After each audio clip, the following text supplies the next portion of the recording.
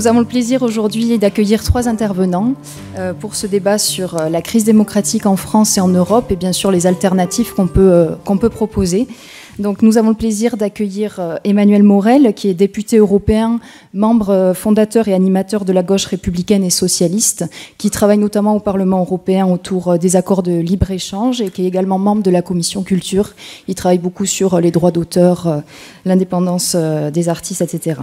Ensuite, nous avons le plaisir également d'accueillir tout à ma droite Benjamin Morel, qui est maître de conférence en droit public à l'université Paris II Panthéon-Assas et qui est également docteur en sciences politiques à l'École normale supérieure de Paris-Saclay.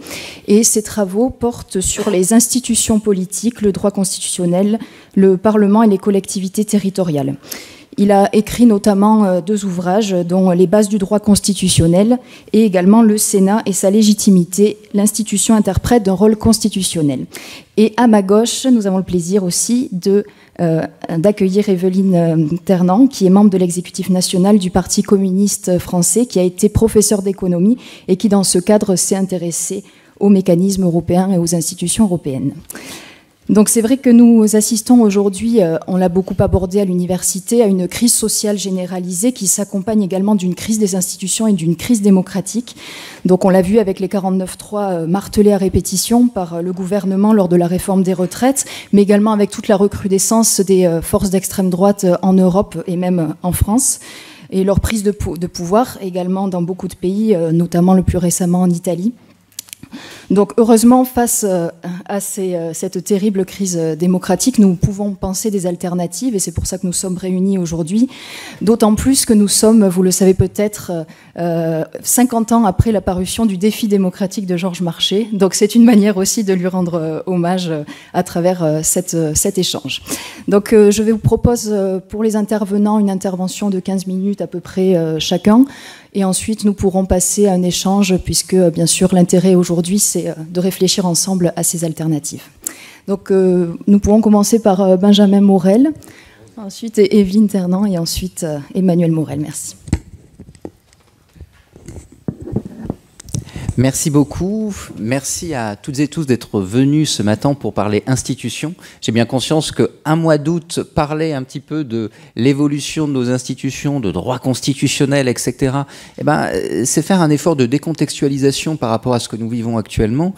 Mais je crois, comme ça a été extrêmement bien dit, qu'en réalité, ces sujets institutionnels, qui parfois peuvent paraître un petit peu lointains, ils sont centraux. Et c'est ce que nous a montré cette année.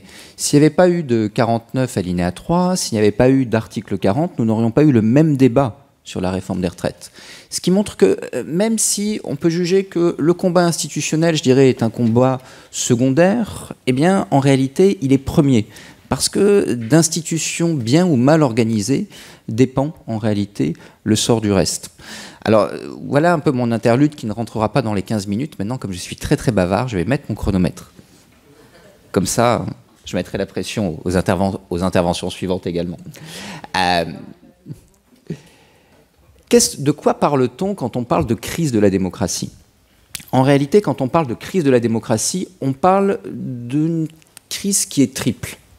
La démocratie, c'est d'abord et avant tout, pour le peuple, la capacité d'agir sur son propre destin, c'est-à-dire de disposer de la souveraineté, d'être en capacité de faire des choix qui ensuite seront des choix qui guideront son destin. Cette démocratie, elle implique un espace public. Cet espace public, aujourd'hui, est en crise. Et je crois qu'on ne comprend aujourd'hui notre crise institutionnelle que si on comprend la crise de cet espace public. Les institutions sont différentes, puisqu'on élargit aujourd'hui à l'Europe. Regardez ce qui se passe dans tous les pays européens, sans exception. D'ailleurs, dans tous les pays occidentaux, des États-Unis à la Pologne, de la Finlande au Portugal, tout le monde est en crise. Cette crise, c'est d'abord et avant tout une crise de l'espace public. Qu'est-ce qui fait qu'aujourd'hui, nous n'avons par exemple quasiment pas eu de campagne des régionales et départementales, des municipales ou voire même des présidentielles? On voit qu'aujourd'hui, l'espace public est devenu dysfonctionnel. Ça passe par une réflexion sur les médias, sur le rôle des sondages, sur la manière dont nous concevons aujourd'hui les échanges et la manière dont nous concevons également la mise à l'agenda des problématiques. Qu'est-ce qui fait que pendant 2 semaines, nous jugeons normal de ne débattre que de Pierre Palmade? Ce sont des vrais sujets en réalité. Parce que vous voyez aujourd'hui beaucoup de choses sur lesquelles nous aurions dû débattre. Je pense par exemple au marché européen de l'électricité, sur lequel nous n'avons en réalité quasiment pas débattu ces derniers mois. Donc, une réflexion sur la démocratie ne me semble pas pouvoir se passer d'une réflexion aujourd'hui sur l'organisation des médias. La deuxième crise, c'est la crise des institutions. Comment est-ce que nos institutions permettent une vraie expression du peuple ? Et là, il faut revenir à l'origine de notre Ve République. La Ve République, qu'est-ce que c'est ? La Ve République, c'est une façon de faire exploser un carcan. On idéalise souvent un peu la Quatrième République parce qu'en effet, la conscience de la Quatrième République n'était pas si mauvaise. Mais en réalité, la Quatrième République, très rapidement, devient une façon pour les partis au centre de l'échiquier politique de confisquer le pouvoir. Ils gouvernent avec environ 30% de l'électorat et forcément, ça ne marche pas très très bien. La Ve République va tenter de faire exploser ça. La logique de la Ve République, très bonapartiste en réalité, est une logique qui doit permettre au chef de l'État de consulter le peuple pour potentiellement faire pièce à une décision du Parlement qui irait contre ce peuple. Typiquement, lorsque De Gaulle use du référendum ou use de la dissolution, il demande au peuple de trancher. Depuis le quinquennat, depuis ces dernières années, depuis également la raréfaction des référendums, on a une logique qui est devenue totalement autre. Aujourd'hui, on a un chef de l'État qui tend à user et à suruser des dispositifs qui vont être des dispositifs de contrainte du Parlement pour ne pas avoir à rendre des comptes et pour mener une campagne, enfin pour mener plutôt, je dirais, une bataille qui est le résultat de sa campagne. On confond beaucoup de choses. En droit, il faut voir que le chef de l'État en France n'a pas tant de pouvoir. Il est élu au suffrage universel direct, mais comme dans d'autres pays, comme au Portugal, comme en Finlande, comme en Autriche. En revanche, le pouvoir que nous lui accordons dans le fonctionnement du régime, lui, est extrêmement important. Et nous en sommes un peu tous coupables en réalité. C'est-à-dire que lorsque nous élisons un président de la République, on élit un nouveau César. On a l'impression qu'il va être un sauveur et que ce sauveur va devoir nous sauver. Au bout de 6 mois, la majorité de la population a compris que ce ne serait pas le cas. Et les partisans du sauveur deviennent régicides. Mais bon an, mal an, toutefois, ce mythe perdure. Et donc, lorsque vous faites campagne en tant que chef de l'État sur, par exemple, la réforme des retraites, en fait, vous mentez aux Français. Pourquoi ? Parce qu'en tant que chef de l'État, vous n'avez aucun pouvoir pour faire passer une réforme des retraites. Seulement, vous vous avancez sur les résultats des législatives. Vous dites, attendez, moi, je vais avoir du pouvoir, vous m'avez élu pour ça. Juridiquement, ce n'est pas vrai. Et si vous n'avez pas de majorité derrière, vous ne pouvez pas faire passer la réforme pour laquelle vous avez le sentiment d'être élu, ce qui entraîne peu à peu une dérive autoritaire. Le fait que ce chef de l'État ait beaucoup de légitimité, eu égard à son élection, mais n'ait pas non plus les moyens, heureusement, parce que sinon ça ferait de lui, et ça fait de lui, le chef de l'État le plus puissant de tous les régimes occidentaux. On parle beaucoup en droit constitutionnel, si vous avez lu 2-3 choses là-dessus, de régime semi-présidentiel avec Maurice Duverger. En fait, c'est faux. On n'est pas dans un régime semi-présidentiel. Notre président, juridiquement, n'a pas beaucoup plus de pouvoir que ses homologues européens. En revanche, dans les faits, il a plus de pouvoir que le président américain. De tous les régimes occidentaux, c'est lui qui a le plus de pouvoir. Et donc, ça crée une situation actuellement où un chef de l'État qui a juridiquement peu de pouvoir, mais qui se sent investi d'une mission qui plus est qu'une majorité en capilotade, se trouve à user et surabuser d'instruments qui vont être des instruments permettant de contraindre le Parlement. Le 49 alinéa 3, le 47-1, l'article 40, ça a été la fête des constitutionnalistes l'année dernière. On était tous très très contents. On nous demandait tous ce qu'on pensait d'articles dont on pensait, dont tout le monde se fichait, y compris nous. Mais malgré tout, ça témoigne de quelque chose. Aujourd'hui, cette tension entre un chef de l'État qui se croit investi d'un pouvoir et de l'autre côté une adhésion à la fois de la population et du Parlement qui n'est pas là, entraîne une course en avant, qui est une course en avant vers un régime de plus en plus autoritaire. Donc il y a un enjeu. Et cet enjeu, il n'est pas que social, il est également démocratique. Et en étant démocratique, il est également social parce que, bien évidemment, les réformes qui sont passées ensuite sont antisociales. Tenir ces 2 points nous amène à réfléchir sur ce 3e pilier. Je suis passé assez vite sur les médias parce que c'est un autre sujet, mais on pourra l'aborder un peu plus dans les questions si vous le voulez. Nous pose la question de comment est-ce qu'on réforme, comment est-ce qu'on pense cette crise démocratique au niveau national pour l'instant.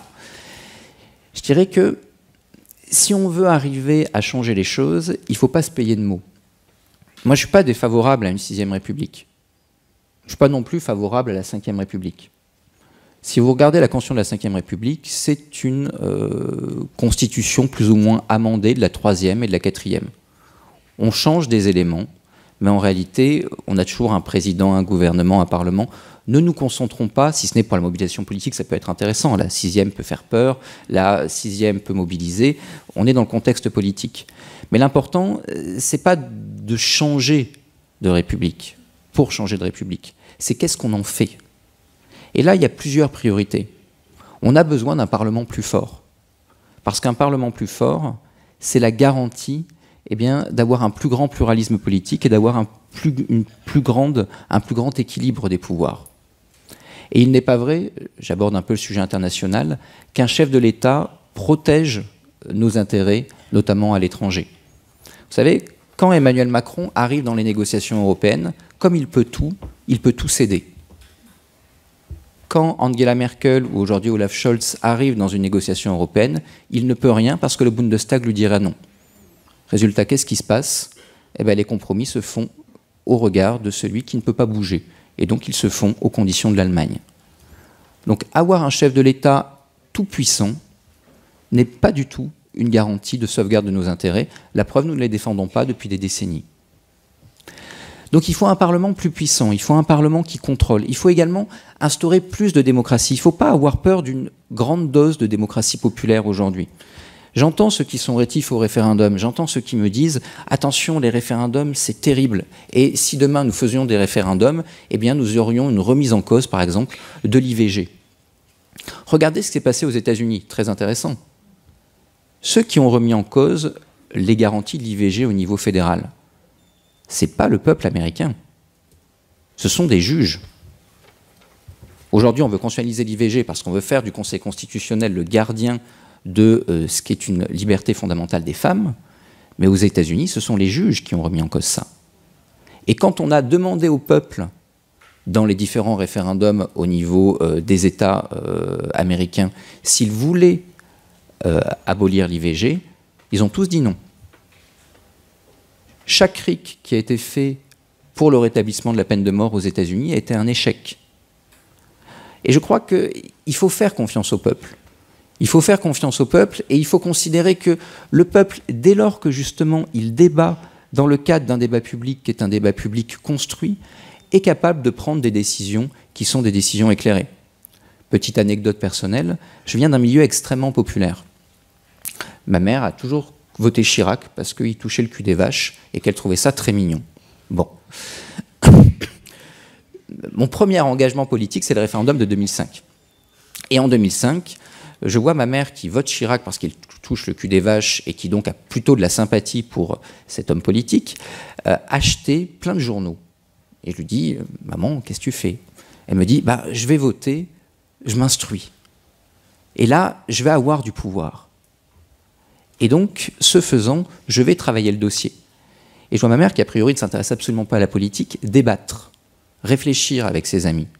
Et prendre une décision qui n'avait rien de « je vote contre le président de la République parce que je l'aime pas ». Non, au contraire. J'ai réfléchi, j'ai mûri le dossier. Idem d'ailleurs sur la dernière réforme des retraites, qui a été son deuxième remouvement de politisation. Si vous prenez les enquêtes d'opinion au moment du référendum de 2005, le oui au traité constitutionnel européen passe entre novembre 2004 et mars 2005 de 65 à 45%.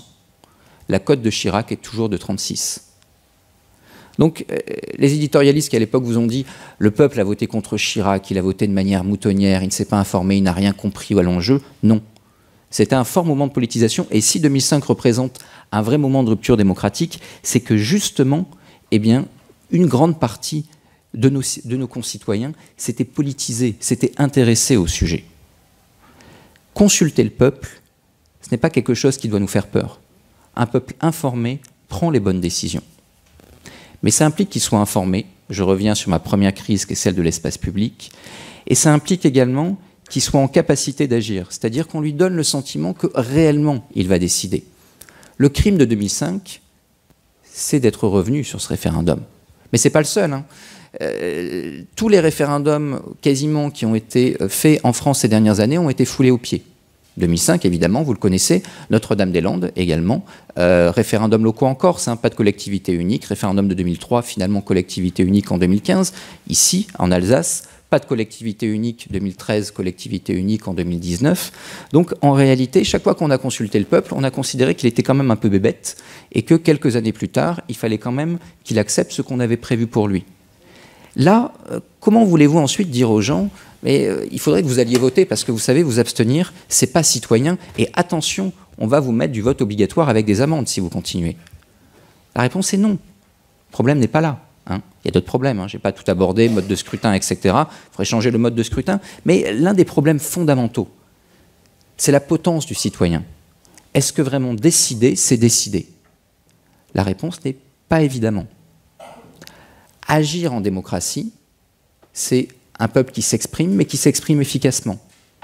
Et là, on arrive à une deuxième crise, et je passerai du coup le mistigris sur également la crise de l'Union européenne, qui est aujourd'hui, que peut le politique? Est-ce que vraiment le politique peut agir? Est-ce qu'il peut agir face au marché? C'est pas évident, on fait une réforme des retraites pour plaire aux agences de notation, qui d'ailleurs sont tellement sensibles à la chose qu'elles nous dégradent quand même. C'est pas évident parce que, vous savez, c'est très rigolo d'être constitutionnaliste en période d'élection présidentielle parce qu'on vous appelle, les journalistes vous appellent pour jauger les programmes. Et donc vous passez votre temps à dire « bah non, ça c'est pas possible parce que la CJUE, elle a dit non. Ça c'est pas possible parce que la CEDH a dit non.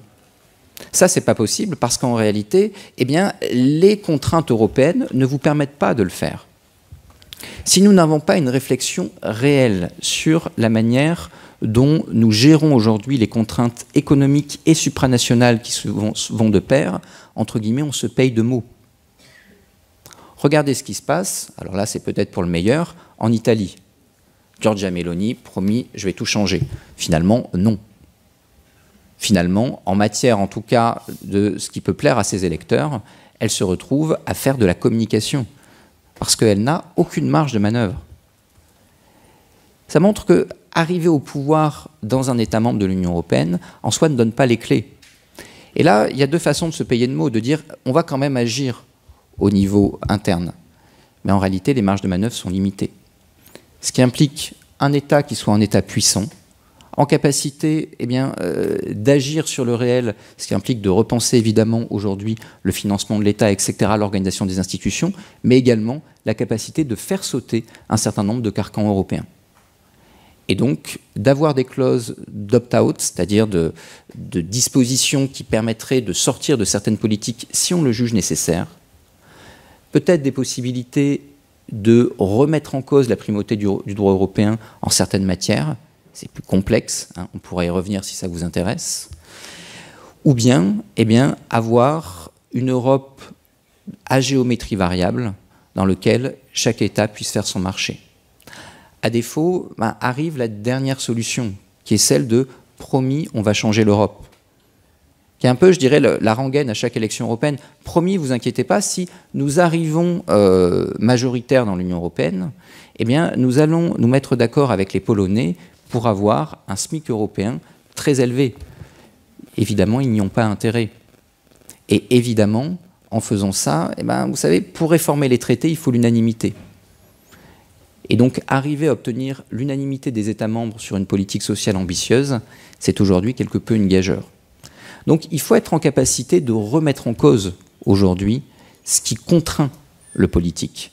Si le peuple veut, le peuple doit pouvoir. Et si le peuple peut, si le peuple réfléchit dans le cadre d'un débat public qui est un débat public sain, à ce moment-là, les institutions peuvent être des instruments efficaces de souveraineté. Et à ce moment-là, vous n'avez pas le droit vous n'avez pas besoin de punir les gens pour qu'ils aillent voter. Vous n'avez pas non plus besoin de leur faire la morale pour qu'ils aillent voter. S'ils considèrent qu'en effet, l'enjeu de demain, c'est un enjeu prégnant pour eux, qu'en allant voter, ils vont vraiment décider de leur destin, à ce moment-là, ils viendront, ils se mobiliseront, et on aura mis fin au moins à une partie de ce qui fait aujourd'hui notre crise démocratique. Le problème, encore une fois, il n'est pas franco-français, il est en règle générale occidentale, et il dépend de ces trois éléments. Et je crois vraiment que nous ne nous en sortirons que si nous agissons sur ces trois piliers. Merci beaucoup.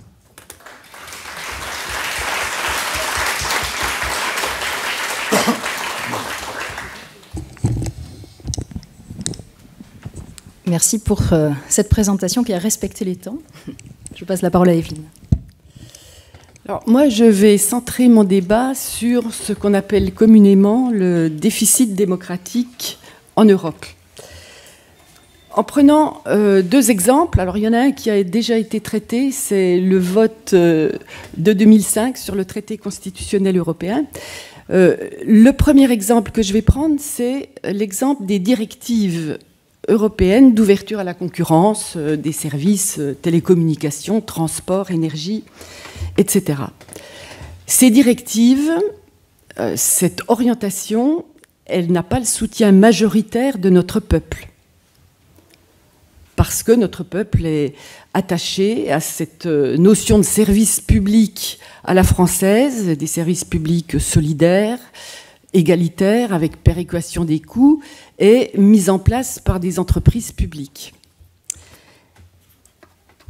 Ces directives n'auraient pas, et là je ne partage pas tout à fait ce qui a été dit, ces directives n'auraient pas pu s'appliquer si les dirigeants français, de gauche comme de droite, ne les avaient pas approuvées au sein du Conseil européen, qui prend ses décisions à majorité qualifiée, c'est-à-dire 55% des États et 65% de la population. Et la France, par son poids, par ses alliances possibles, par sa résistance, aurait pu s'opposer à ces directives. Les dirigeants français ne l'ont pas fait. Et je vais citer quelqu'un que vous connaissez probablement, monsieur le professeur de droit constitutionnel. Il s'agit de Pierre Magnette, qui est Paul Magnette, qui s'intéresse de près aux institutions, qui est belge. Voilà ce qu'il écrit, mais je trouve que c'est très intéressant. La construction européenne apparaît comme un processus d'externalisation de la contrainte mise en œuvre consciemment par une partie des élites nationales européennes, se jugeant elles-mêmes incapables de justifier leurs options auprès de leur peuple, réputé pourtant souverain.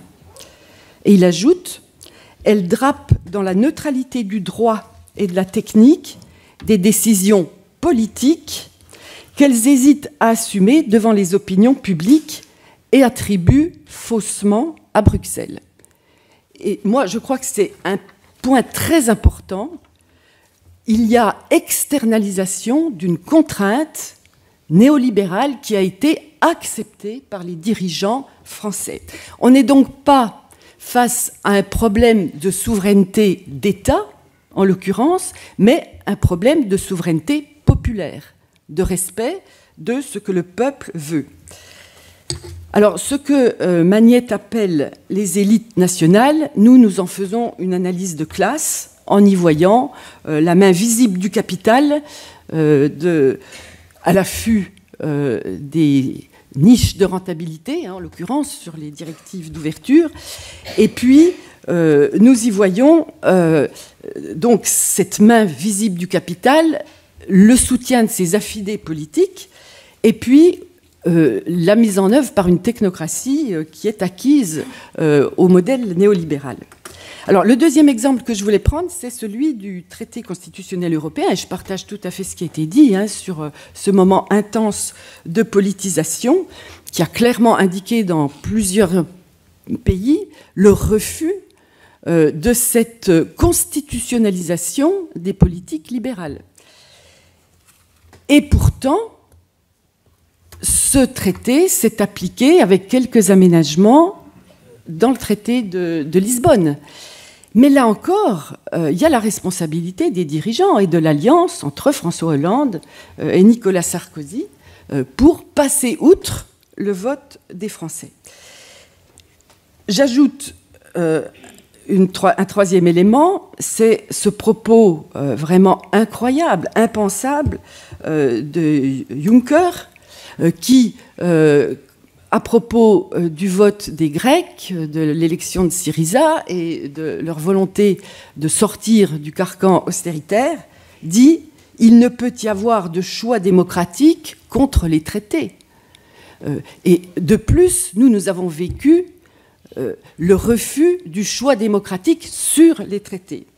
C'est pourquoi notre proposition, du Parti communiste, notre vision de la construction européenne, est décrite avec une formule un peu complexe, mais quand même explicite: union des nations et des peuples souverains et associés.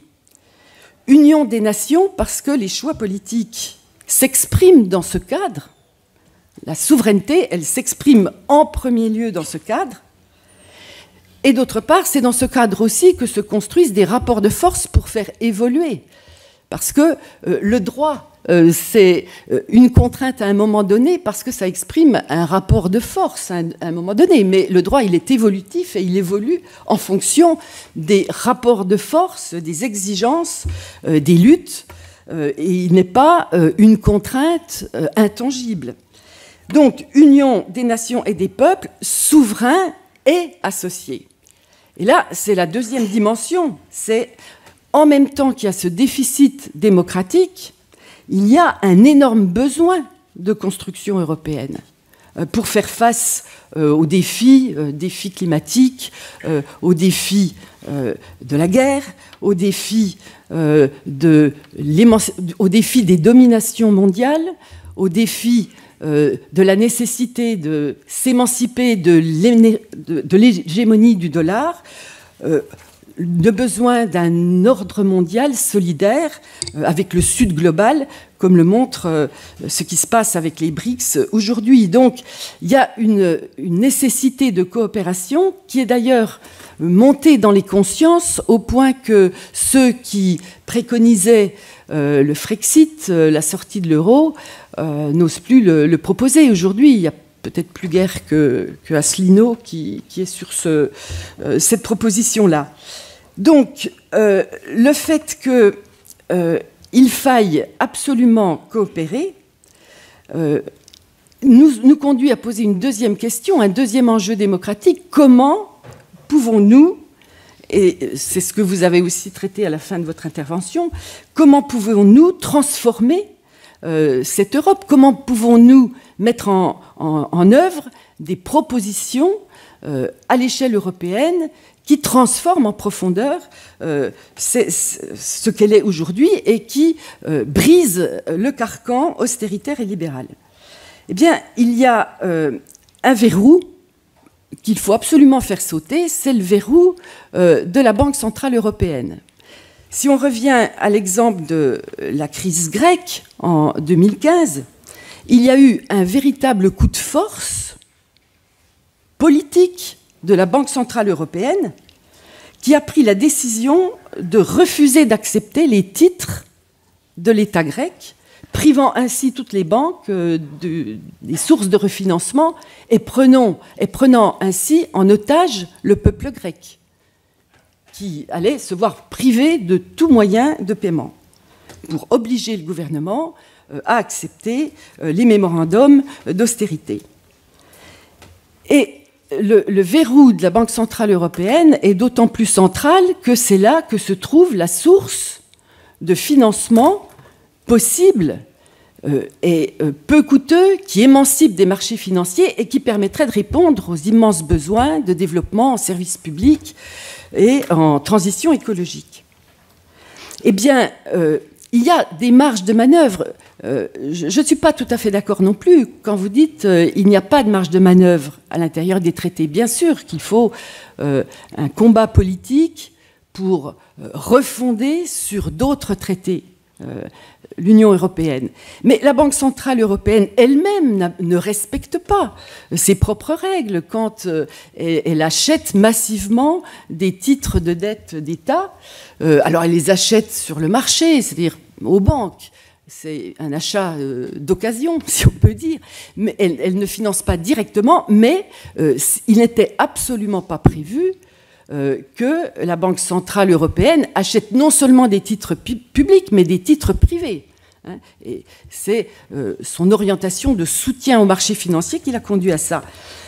Or, il y a des possibilités dans le cadre des traités, par exemple, celle de créer un fonds de développement économique, social, écologique, qui serait qui soit financé par la Banque centrale européenne en ayant le statut d'établissement de crédit.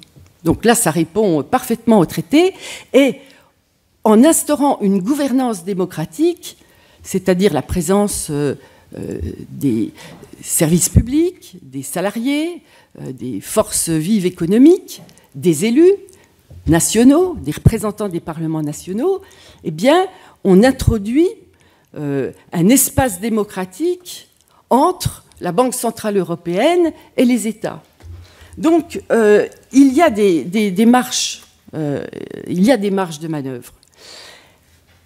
Ceci dit, il faut se poser la question du processus démocratique de transformation. Et c'est là que le Parti communiste introduit une deuxième notion, c'est celle de Europe à géométrie choisie.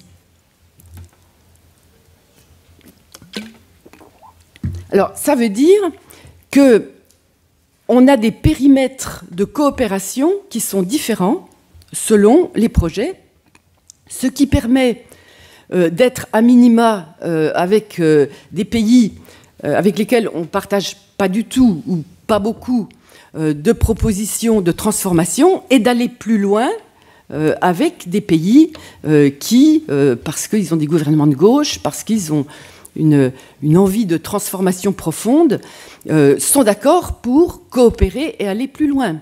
Et donc, on peut imaginer que ce fonds de développement dont je viens de parler pourrait être créé peut-être au départ par quelques pays qui sont d'accord et puis qui, par l'effet de contagion, parce que je suis convaincue que si on met en place des coopérations qui sont intéressantes pour les peuples, eh bien, il y a un effet ensuite de contagion par exigence des peuples qui ne bénéficient pas de ces coopérations fructueuses, d'en faire partie à leur tour.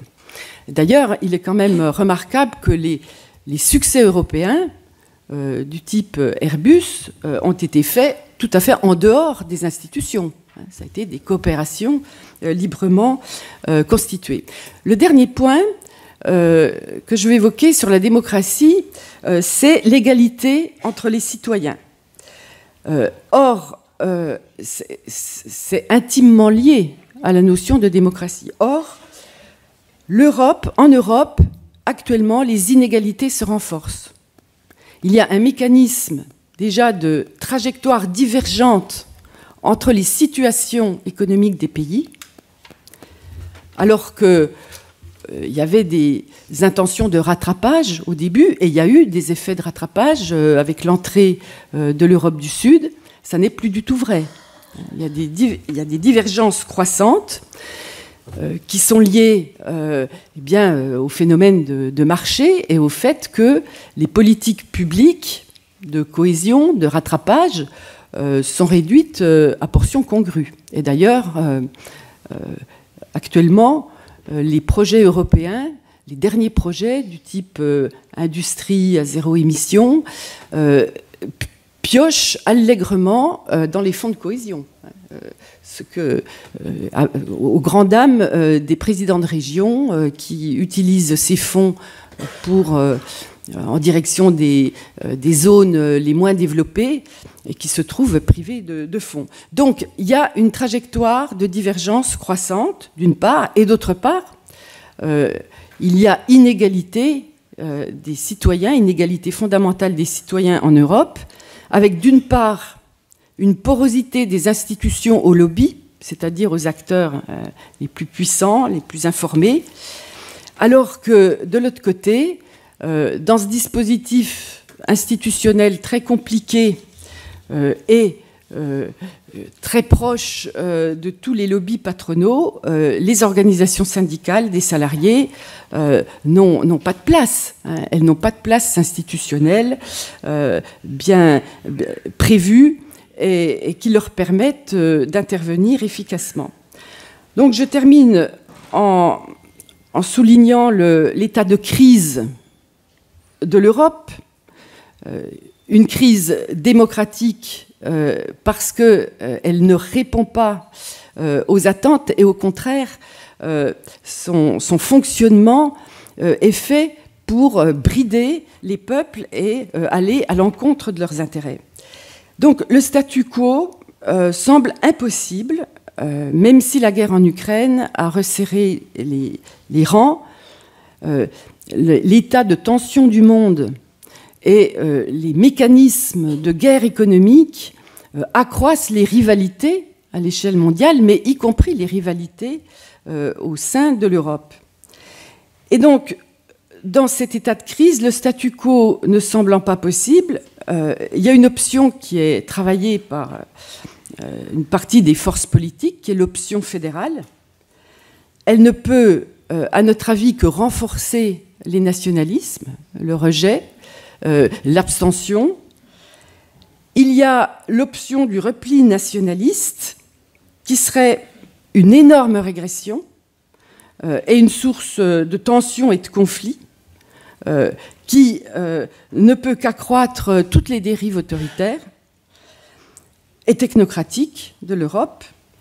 Et donc, la souveraineté des peuples dans la construction européenne nous semble à nous la seule voie pour un avenir viable de l'Europe. Merci Evelyne pour le respect du temps également. Et je passe maintenant la parole à Emmanuel Morel. Oui, merci. Beaucoup de choses ont été dites. Ça me permettra d'être plus court que les intervenantes et intervenants précédents. Bon, la crise de la démocratie, elle n'est pas spécifique à la France et elle ne date pas de Macron.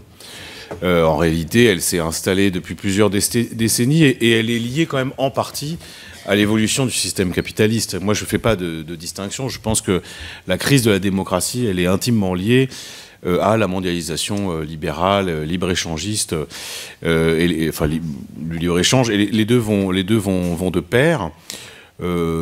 Et ça explique, parce que la crise de la démocratie, c'est quoi? C'est une sorte de désenchantement progressif, mais surtout du décrochage massif des classes populaires par rapport à la politique. Les précurseurs, c'est les États-Unis. C'est-à-dire qu'aux États-Unis, même à la présidentielle et aux législatives, il y a 50% des Américains qui ne votent pas. Et c'est évidemment un vote de classe, hein. C'est-à-dire que les plus pauvres se déplacent moins que les plus aisés ou les plus riches. Et puis on voit la même chose en Europe, une sorte de désenchantement, de lassitude, d'abstention progressive, qui fait qu'aujourd'hui, il y a un problème, en effet, de légitimité, de représentativité, on va dire, des élus.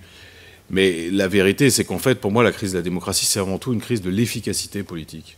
C'est-à-dire que les gens se rendent compte qu'en réalité, que les élus soient de droite ou de gauche, ils ont assez peu de prise sur le cours des choses, parce qu'ils se sont eux-mêmes dépossédés de leurs propres prérogatives.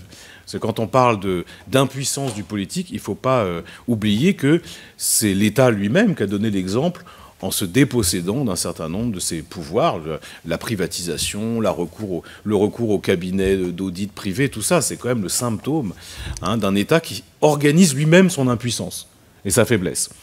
Et c'est vrai dans beaucoup de domaines. Donc pour moi, il y a vraiment la crise de la démocratie, c'est ça. C'est à la fois les gens ont le sentiment, et souvent légitime, que les politiques ont de moins en moins de prise sur le cours des choses, qu'ils préfèrent laisser au privé et au marché la gestion des affaires publiques, ou et ça c'était très intéressant ce que tu disais à propos de Paul Magnette, qui est pourtant un européiste convaincu, hein, et un fédéraliste, mais qui explique bien comment ça se passe au niveau européen. On a externalisé un certain nombre de problèmes, et c'est vrai en France aussi.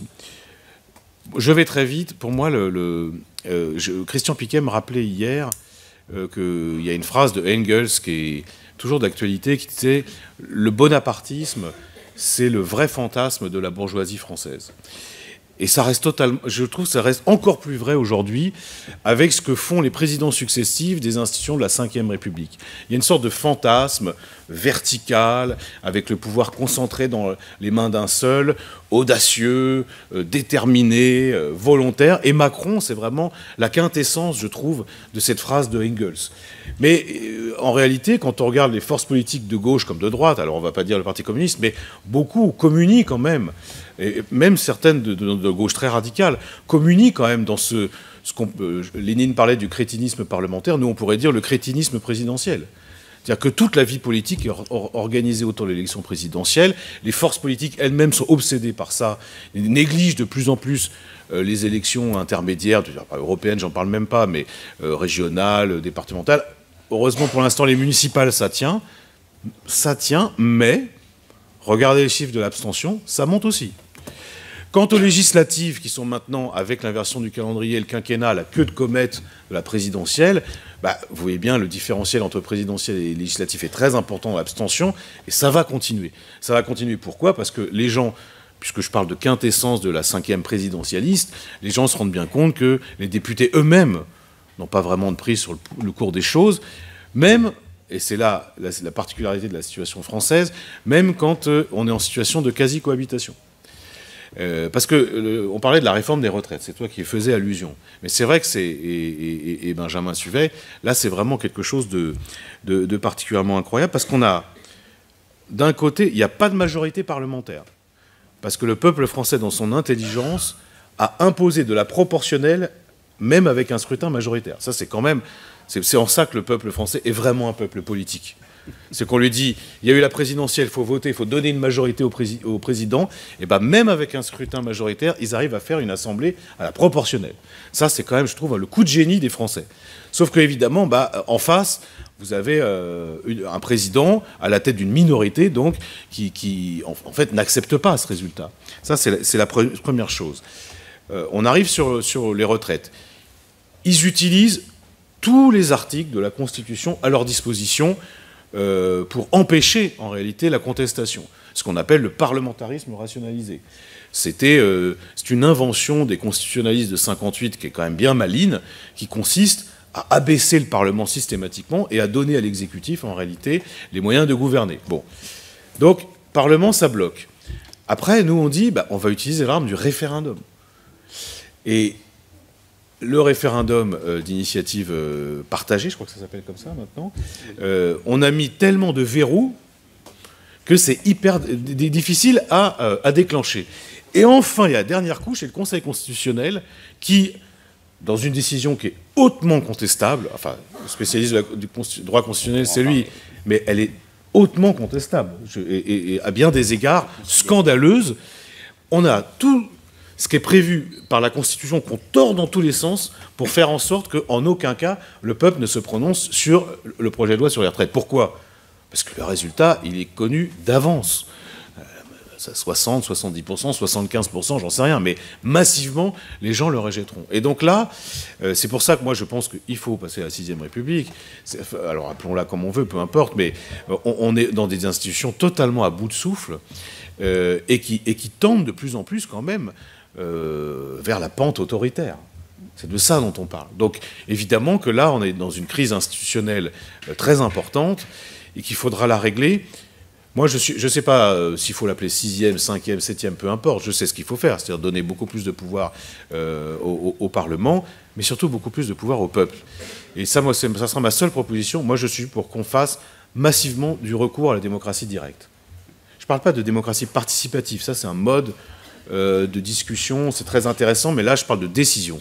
Moi, je suis pour que les Français votent sur tout et souvent. Alors, c'est pas forcément très populaire à gauche, hein, y a un vrai débat là-dessus, mais je m'excuse, on ne peut pas passer notre temps à parler de souveraineté, recouvrir notre souveraineté et ne pas préconiser ça. Je le dis d'autant plus, j'allais dire, il faut qu'on soit comme les Suisses. Alors, évidemment, ça paraît paradoxal, mais je vais vous donner un exemple. Il y a quelques semaines, je négociais avec l'ambassade de Suisse et un certain nombre de conseillers parlementaires un accord d'association entre l'Union européenne, donc qui doit être validé par le Parlement, et la Suisse. Et à un moment, la dame, elle me dit « Non, mais ça, on ne peut pas. » Je dis « Ah bon ?» Elle dit « Non. » Et puis ça, on ne peut pas. Je dis « Ah bon, pourquoi ?» Elle dit « Parce qu'on va voter, nous, sur les articles. » Je lui dis « Comment ça ?» Elle dit « Tout ce dont on discute, là, nous, on fait voter par les gens. » Parce que, vous savez, en Suisse, c'est référendum obligatoire sur tous les accords internationaux. Je lui dis, nous, on fera juste voter le Parlement européen. Elle dit, c'est la différence. Donc moi, et ça donne un sacré pouvoir quand même. Quand vous dites, derrière moi, j'ai un peuple tout entier, et je sais très bien que c'est lui à la fin qui valide, je peux vous dire que ça change tout, y compris dans le rapport de force.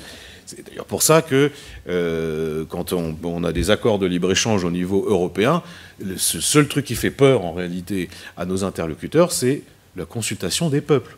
Parce que ça, ils ont bien compris que ça n'allait pas se faire facilement. Alors, je fais le lien avec l'Europe, parce que bon, sur l'Europe, si vous voulez, je pense qu'il ne faut pas se raconter d'histoire. Dès le début, le projet européen, ça n'est pas un projet démocratique. Enfin, il suffit de se reporter au... Moi, je pense qu'il faut... Tout militant politique devrait lire ça, et pas seulement Engels ou Lénine. Les mémoires de Jean Monnet. C'est un texte très intéressant. Pourquoi? Parce que Jean Monnet, il explique très simplement comment ça s'est passé.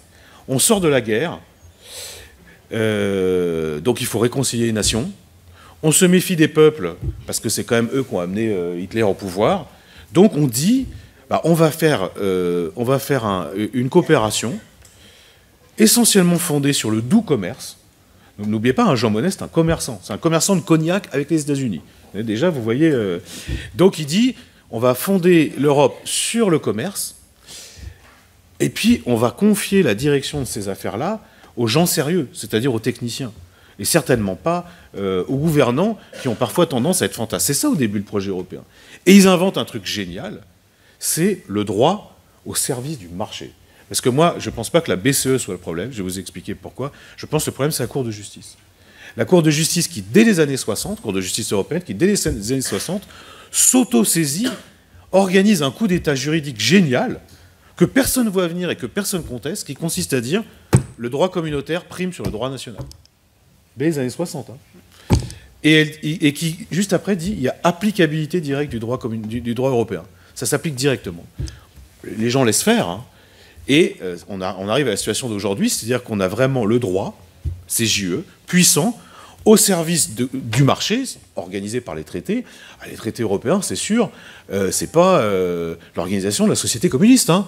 C'est on garantit un certain nombre de piliers, et les piliers, c'est la concurrence libre et non faussée. Elle doit être respectée tout le temps et partout. Et après, ça se décline juridiquement. Mais on ne va pas faire les gens surpris. Hein. C'est comme ça, dès le départ, depuis les années 50. Si j'étais provocateur, je dirais même que les institutions européennes se sont démocratisées. Et même, je vais aller encore plus provocateur, c'est plus démocratique que la France. Je m'explique. Vous avez un Parlement européen. Il est élu par les citoyens. Certes, faiblement, abstention, n'empêche qu'il est élu. Vous avez des groupes politiques. Hein, par exemple, le PC se retrouve dans le groupe qui s'appelle la GUE, celui auquel j'appartiens, la Gauche Unie Européenne. Ces groupes politiques, ils sont obligatoirement associés à l'élaboration de tous les projets de loi. Tous les projets de loi. Vous m'entendez bien, sur n'importe quel projet de directive ou de règlement, tous les groupes politiques sont invités autour de la table à co-élaborer les textes. En face, vous avez le Conseil. Le Conseil, c'est des chefs d'État et de gouvernement. Ils sont élus. Hein, ils sont tous élus. Donc, ils sont quand même légitimes. La seule institution qui l'est moins, c'est la Commission, qui, elle, est représentée par des gens qui sont nommés par les gouvernements. Donc déjà, c'est un peu... Et qui, en effet, a l'initiative des lois, mais qui ne peut rien décider in fine si elle n'a pas l'accord du Parlement et du Conseil sur la majorité des sujets. Et puis, en plus, vous avez le deuxième rideau, parce que, par exemple, quand on vote une directive, la directive, une fois votée au niveau européen, elle va dans les assemblées nationales.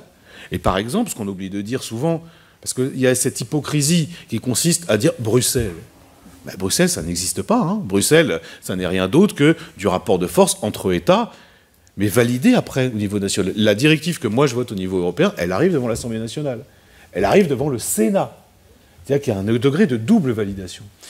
Et moi, ce que je trouve exaspérant en réalité, tu l'as un peu dit avec la citation de Magnette, c'est que la tendance des dirigeants, et notamment des dirigeants de français, c'est d'aller négocier en catimini des trucs à Bruxelles, imposer au peuple français des choses, et rentrer à Paris en disant « Ah, je suis désolé, on ne le voulait pas, c'est Bruxelles ». C'est pas vrai. Ça n'est pas vrai. Et je veux dire la différence entre la France et l'Allemagne, et tu l'as excellemment dit au début, c'est que quand on négocie avec les Allemands, le chancelier arrive, il parle souvent devant les parlementaires européens, il dit bah, « Moi, c'est simple, hein, j'ai un mandat du Bundestag. Le Parlement a voté.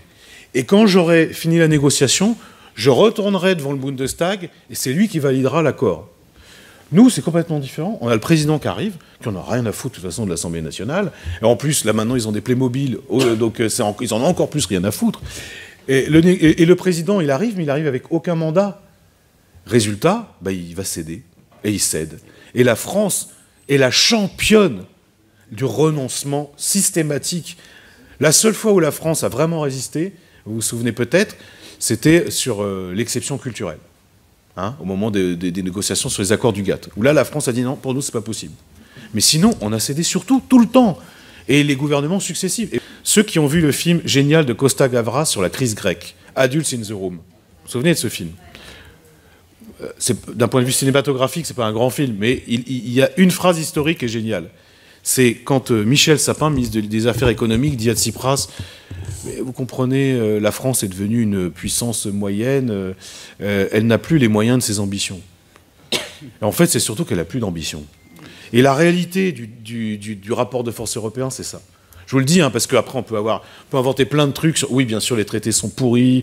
Oui, vraiment. La crise grecque, moi, c'est la seule fois où j'ai pleuré dans ma vie politique. C'est au moment de la crise grecque et de Tsipras, qui était devant le Parlement européen, qui se faisait insulter par tout le monde. Hein, y compris par des gens de gauche, d'ailleurs, qui lui donnaient des leçons. C'est la seule fois dans ma vie politique où j'ai pleuré. Donc je vois bien hein, ce que l'Europe peut avoir de violent par rapport à la souveraineté des peuples. Mais la vérité, quand même, c'est qu'on a aussi des dirigeants qui ne se battent pas. Et qui se battent jamais, et qui sont même des champions, des spécialistes du renoncement et de la lâcheté. Donc à un moment, il faut bien sûr des députés volontaristes, parce que quand on se bat, on arrive quand même à certaines choses. Hein. Je vais vous donner un exemple tout bête. La Commission a décidé cet été, idée de génie, de nommer comme économiste en chef de la direction de la concurrence une Américaine qui avait travaillé pour Apple, Microsoft, Google et 2 autres boîtes pharmaceutiques. Non mais, vous voyez les 2 trucs là. Hein. Scott Morton, elle s'appelait. Et là, bon, moi j'étais le premier à réagir en écrivant à la commission, disant, je comprends pas, d'abord, on ne fait pas appel à un citoyen européen, on a besoin d'aller chercher une américaine. Et ensuite, il y a peut-être un léger conflit d'intérêts quand même. La nana, elle est là pour pour faire respecter les textes sur la concurrence, elle a bossé pour toutes les grosses multinationales les plus pourries au monde, quoi. Et bah, on s'est mobilisé, je ne sais pas si vous l'avez vu, hein, et ça a marché. Et pour une fois, d'ailleurs, même le gouvernement français s'est mouillé en disant non, ça, on ne pourra pas. Et c'est ce qui s'est passé. Il y a d'autres sujets de mobilisation sur lesquels j'aimerais que la France aussi... je vous donne un autre exemple. Passer totalement inaperçu des médias qui préfèrent... oui, parce que dans la crise démocratique aussi, il n'y a pas que les médias, les réseaux sociaux, il y a aussi la nullité des partis politiques eux-mêmes. Hein. Quand la gauche française organise sa rentrée politique en parlant de 2 sujets, Médine et la liste unique aux européennes, excusez-moi, mais en face, on a des citoyens qui disent « mais de quoi ils parlent ?» Il y a l'inflation, il y a les prix, il y a la rentrée scolaire. Bon, donc la crise de la démocratie, c'est aussi ça. Hein. Je finis. Bon, il y a un sujet de mobilisation. Aujourd'hui, vous avez ce qu'on appelle le Trade and Technology Council. C'est quoi? C'est tous les mois, les Européens, les membres de la Commission, rencontrent les Américains, le gouvernement américain, dans une discussion informelle, c'est comme ça qu'ils disent, hein, discussion informelle, qui va traiter de quoi? De petits sujets, la souveraineté numérique, la protection des données, l'industrie spatiale, l'industrie militaire, voilà. Mais alors, moi je pose la question, je dis mais ça c'est quand même une négociation commerciale. La négociation commerciale, normalement il y a un mandat des dirigeants nationaux, mandat du Parlement européen. Non, c'est pas une discussion commerciale, c'est une discussion informelle, régulière, où il y a la présidente de la Commission et le secrétaire d'État américain. Ah oui, c'est vachement informel. Bon, bah, vous voyez, ce genre de sujet, là, c'est pas une histoire de traité ou quoi que ce soit. Là, c'est une histoire de rapport de force et de mobilisation militante, nationale, politique.